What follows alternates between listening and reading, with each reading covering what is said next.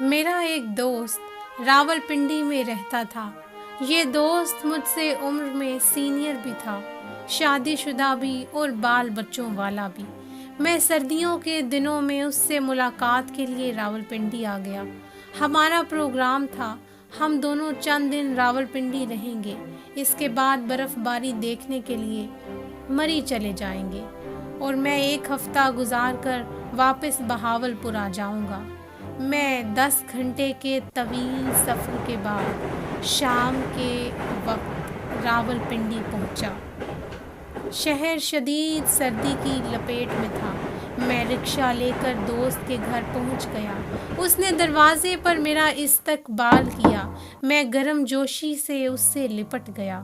وہ بھی مجھے گلے ملا، لیکن میں نے محسوس کیا اس کے معانقے میں گرم جوشی نہیں۔ وہ مجھے اپنی بیٹھک میں لے گیا۔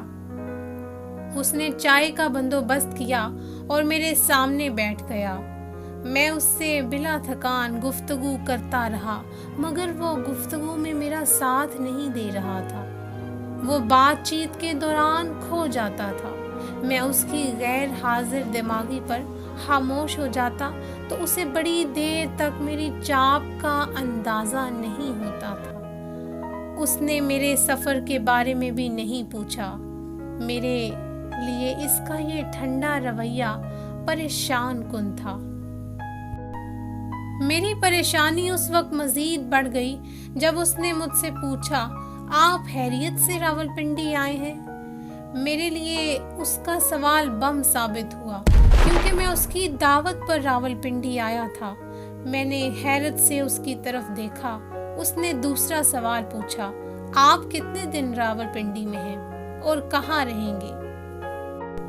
میری پریشانی انتہا کو چھونے لگی، کیونکہ میں اس کے گھر ٹھہرنے کے لیے آیا تھا۔ میرا سامان تک اس کے ڈرائنگ روم میں پڑا تھا۔ میں پریشانی کے عالم میں اسے دیکھتا رہا اور وہ کھوئے ہوئے انداز میں مجھے گھورتا رہا۔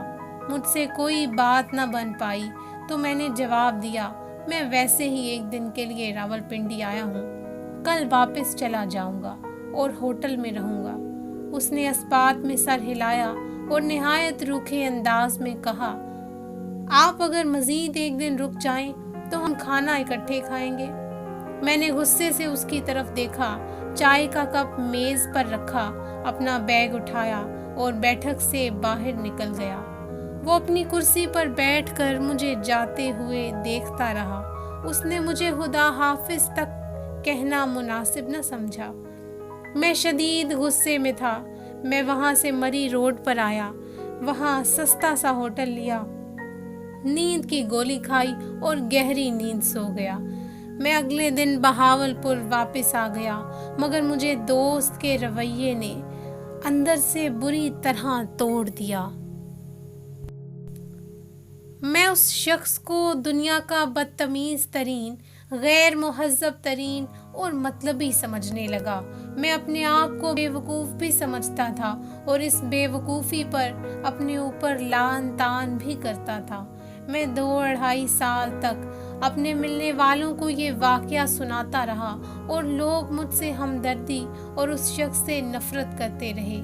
آپ بھی اگر اس صورتحال کا تجزیہ کریں تو آپ کو بھی مجھ سے ہمدردی اور اس شخص سے نفرت ہو جائے گی۔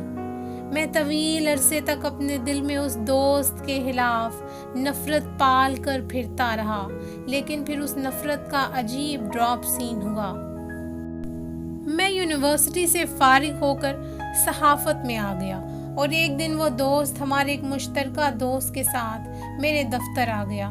میں اسے دیکھتے ہی غصے سے ابل پڑا، مگر وہ میرے گلے لگا اور نرم آواز میں بولا، آپ اپنے غصے کو چند منٹ کے لیے سائڈ پر رکھ دو اور میری بات سن لو۔ اگر تم اس کے باوجود مجھے غلط سمجھو تو پھر تم اپنی نفرت کا سلسلہ جاری رکھ لینا۔ میں نے غصے سے اس کی طرف دیکھا۔ وہ بولا، میں اپنے والدین کا اکلوتا بیٹا ہوں۔ میری 6 بہنیں تھیں۔ والدین نے میری شادی 20 سال کی عمر میں کر دی۔ میرے والدین پوتا چاہتے تھے، لیکن شاید اللہ کو منظور نہیں تھا۔ میرے ہاں اوپر تلے 3 بیٹیاں ہوئیں، مگر میں مایوس نہ ہوا۔ मैं अपने वालिदैन की ख्वाहिश पूरी करना चाहता था। मैं 25 साल की उम्र में चौथी बार बाप बन गया। अल्लाह ताला ने मुझे औलादे नरीना से नवाजा। मेरा पूरा ख़ानदान खुश हो गया। मेरा बेटा ख़ानदान भर की गोद में पलकर 2 साल का हुआ, लेकिन फिर उसे तेज़ बुखार हुआ और वो मेरी गोद में बैठा बैठा फौत हो गया। मेरे पूरे ख़ानदान की जान निकल गई। वो खामोश हुआ और मेरी तरफ देखने लगा। मेरा गुस्सा हमदर्दी में बदलने लगा। इसने पूछा, आप जानते हैं वो बच्चा किस दिन फौत हुआ था? मैं खामोशी से उसकी तरफ देखता रहा। वो बोला, वो बच्चा ऐन उस वक्त फौत हुआ था जब आप रिक्शे से अपना सामान उतार रहे थे। मेरी कनपट्टी में आग लग गई। उसने गुफ्तगू का सिलसिला जारी रखा। मेरे पास 2 ऑप्शंस थे। मैं आपको अपने साथ दुख में शरीक कर लेता, आप भी हमारे साथ सोगवार हो जाते और आपकी छुट्टियां खराब हो जाती।